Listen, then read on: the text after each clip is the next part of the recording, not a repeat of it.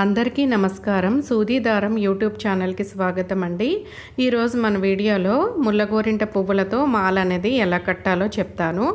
ముందుగా ముల్లగోరింట పువ్వులు అనేవి తీసుకోవాలి. ఇవేంటంటే ఎల్లో కలర్లో ఉంటాయి అన్నమాట. ఎల్లో డిసెంబరాలని కూడా అంటారు, గొబ్బి పువ్వులని కూడా అంటారు.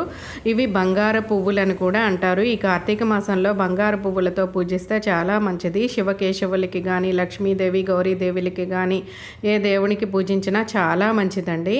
ముందుగా 2 పువ్వులు తీసుకొని నేను సూది దారం తీసుకొని ఇలాగా 2 ముళ్ళు వేసుకుంటున్నాను.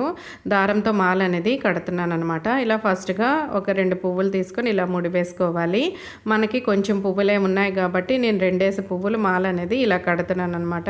ముందుగా కింద నుంచి దారం తీసి పైనుంచి ఇలా తిప్పి దారం అనేది వెయ్యాలన్నమాట ముడి. ఇలా వేసుకొని మాల అనేది కట్టుకోవాలన్నమాట. మీకు వీడియోలో చూస్తే క్లియర్గా అర్థమవుతుంది మాల అనేది ఎలా కట్టుకోవాలో అనేది. ఈ పువ్వులు అనేది ఈ వింటర్ సీజన్లో ఎక్కువగా వస్తూ ఉంటాయండి. ఈ పువ్వులు బంగారు వర్ణంలో ఉంటాయన్నమాట. అందుకని ఈ పువ్వులతో పూజిస్తే చాలా మంచిది అని అంటారు. ఈ బంగారు పువ్వులతో పూజించినంత ఫలితం అనేది మనకి లభిస్తుందంట. అలాగే శివకేశవులకి కానీ, పార్వతీ లక్ష్మీదేవులకి కానీ ఏ దేవునికి పూజించినా చాలా మంచిది. తప్పనిసరిగా ఈ కార్తీక మాసంలో, మార్గశిర మాసంలో తప్పనిసరిగా ఈ పువ్వులు తెచ్చి దేవునికి పూజించండి. ఒక 2 పువ్వులైనా తెచ్చి పూజిస్తే చాలా మంచిదన్నమాట. అంతేకాకుండా ఇలా దండగా కట్టి అమ్మవారికి వేస్తే ఇంకా మంచిది. 108 పువ్వులతో అమ్మవారిని పూజిస్తే ఇంకా మంచిది. ఇలా 108 పువ్వులు దండగా కట్టి నేనైతే లక్ష్మీమాతకి విగ్రహానికైతే వేశానండి.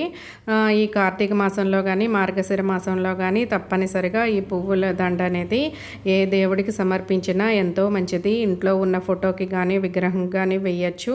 లేదా టెంపుల్లో, అమ్మవారి టెంపుల్లో కానీ ఏ టెంపుల్లో ఇచ్చినా ఈ పువ్వుల దండ అనేది చాలా మంచిది అనమాట. పువ్వులు కూడా చాలా తేలికగా ఉంటాయి, కట్టడం కూడా చాలా ఈజీగా ఉంటుంది. ఈ మాల అనేది మనం 4 పువ్వులు కూడా ఇలా మాలలా కట్టుకుంటే ఇంకా ముద్దగా మాల అనేది వస్తుందన్నమాట మనకి.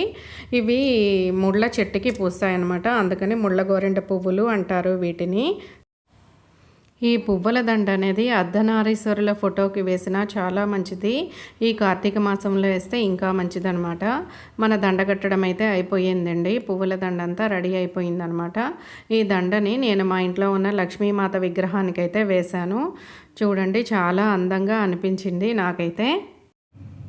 అలాగే ఈ పువ్వులతో 108 పువ్వులు తీసుకొని లక్ష్మీమాత అష్టోత్తరం చదువుకొని పూజ చేసినా చాలా మంచిది. అమ్మవారికి బంగారు వర్ణం పువ్వులతో పూజ చేసినంత ఫలితం అనేది మనకు లభిస్తుంది. నా వీడియో కనుక మీకు నచ్చినట్టయితే తప్పకుండా లైక్ చేయండి, షేర్ చేయండి అండ్ సబ్స్క్రైబ్ చేసుకోండి. Thank you for watching my video.